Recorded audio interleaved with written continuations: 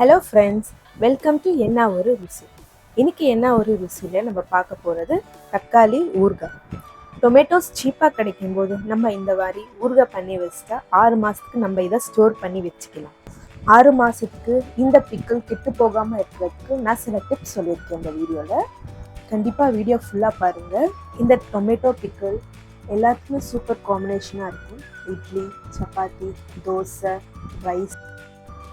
நம்ம video start பண்ணலாம். அதுக்கு முன்னாடி நம்ம சேனல் ஃபஸ்ட் டைம் பார்க்குறதா இருந்தால் கண்டிப்பாக சப்ஸ்கிரைப் பண்ணிக்கோங்க. நான் ரெகுலராக போடுற வீடியோஸ்லாம் நீங்கள் பார்க்கலாம். இங்கே நான் 1/2 kg டொமேட்டோஸ் எடுத்திருக்கேன். டொமேட்டோஸ் நல்லா வாஷ் பண்ணது. இப்போ நம்ம க்ளீனாக இதை ஒரு துணியை வச்சு தொடச்சிக்கலாம். எப்போவுமே பிக்கிள் பண்ணும்போது ட்ரையாகவே இருக்கணும். வாட்டர் கண்டென்ட் சுத்தமாக இருக்கக்கூடாது. வாட்டர் கண்டென்ட் இருந்துச்சுன்னா சீக்கிரமாகவே பிக்கிள் கெட்டு போயிடும். ஸோ எப்போவுமே ட்ரையாகவே இருக்கணும். டொமேட்டோஸில் நல்லா இந்த சைஸுக்கு கட் பண்ணி எடுத்துக்கோங்க. இப்போ ஒரு கடாயில் 1/2 டேபிள்ஸ்பூன் வெந்தயம், 1 டேபிள்ஸ்பூன் கடுகு, 1/2 டேபிள்ஸ்பூன் ஜீரா இதெல்லாம் நல்லா ஃப்ரை பண்ணிக்கோங்க. இது நல்லா ஆறுனதும் நம்ம மிக்சரில் ஃபைன் பவுடராக எடுத்துக்கோங்க. 1/2 kg டொமேட்டோவுக்கு 50 கிராம் புளி தேவைப்படும். இதை நல்லா நீட்டாக க்ளீன் பண்ணி எடுத்துக்கோங்க.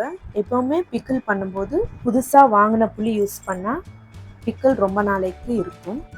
இப்போ ஒரு கடாயில் 1 டேபிள்ஸ்பூன் ஆயில் எடுத்துக்கோங்க.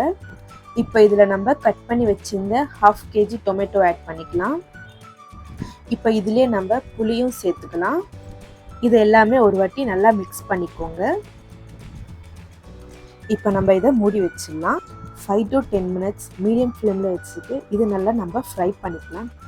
இது நடுவில் மிக்ஸ் பண்ணிக்கிட்டே இருங்க. டொமேட்டோஸ்லாம் நல்லா சாஃப்டாக ஃப்ரை ஆயிடுச்சு.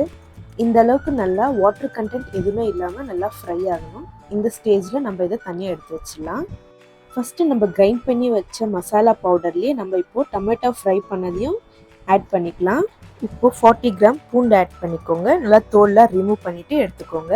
1/2 கப் சால்ட் எடுத்துக்கோங்க. வெயிட் வைஸ் பார்த்தா 100 கிராம் சால்ட் எடுத்துக்கோங்க. காரம் 1/2 கப் ஆட் பண்ணிக்கோங்க. வெயிட் வைஸ் பார்த்தா 100 கிராம் எடுத்துக்கோங்க. இது எல்லாமே ஒரு வாட்டி நல்லா கிரைண்ட் பண்ணிக்கலாம். இப்போ நம்ம 3/4 கப் ஆயில் எடுத்துக்கலாம். வெயிட் வைஸ் பார்த்தா 200 கிராம் ஆயில் எடுத்துக்கோங்க. பிக்கிள் ரொம்ப நாளைக்கு ஸ்டோர் பண்ணணும்னா கண்டிப்பாக நம்ம நல்லெண்ணெய் இல்லைன்னா கடலெண்ணெய் யூஸ் பண்ணணும். இப்போ ஆயில் நல்லா ஹீட் ஆனதும் 1/2 டேபிள்ஸ்பூன் கடுகு, 1/2 டேபிள்ஸ்பூன் ஜீரா, 3 காஞ்ச மிளகாய், கொஞ்சம் கருவேப்பிலை, 3 பூண்டு, இதிலே 1/4 டேபிள்ஸ்பூன் பெருங்காயம் ஆட் பண்ணிக்கோங்க. இது எல்லாமே நல்லா ஒரு வாட்டி ஃப்ரை பண்ணிக்கோங்க. கருவேப்பிலை கிறிஸ்பியாக இருக்கணும். அந்தளவுக்கு நல்லா ஃப்ரை பண்ணிக்கோங்க. இப்போ இதில் நம்ம ரெடி பண்ணி வச்சுருந்த டொமேட்டோ பேஸ்ட் ஆட் பண்ணிக்கலாம். இப்போ இது எல்லாமே ஒரு வாட்டி நல்லா ஆயிலில் மிக்ஸ் பண்ணிக்கோங்க. இந்த மாதிரி நம்ம ஆயிலில் ஃப்ரை பண்ணால் டொமேட்டோ பிக்கிள் கெட்டு போகாமல் இருக்கும். ஒரு 5 மினிட்ஸ்க்கு இந்த மாதிரி நல்லா ஆயிலில் ஃப்ரை பண்ணிக்கோங்க. இந்த பிக்கிள் நல்லா ஆறுனதும் நம்ம ஒரு பாக்ஸில் ஸ்டோர் பண்ணி வச்சுக்கலாம். அவ்வளோதாங்க, முடிஞ்சிச்சு. நம்ம ரொம்ப சிம்பிளாக இந்த டொமேட்டோ பிக்கிள் வீட்டிலே ரெடி பண்ணிக்கலாம். கண்டிப்பாக ட்ரை பண்ணி பாருங்கள். ரொம்ப டேஸ்ட்டாகவும் இருக்கும், பர்ஃபெக்டாக இருக்கும். நான் சொன்ன நம்ம சேனலை மறக்காமல் லைக் பண்ணுங்கள், ஷேர் பண்ணுங்கள், சப்ஸ்கிரைப் பண்ணிக்கோங்க. தேங்க்யூ ஃபார் வாட்சிங்.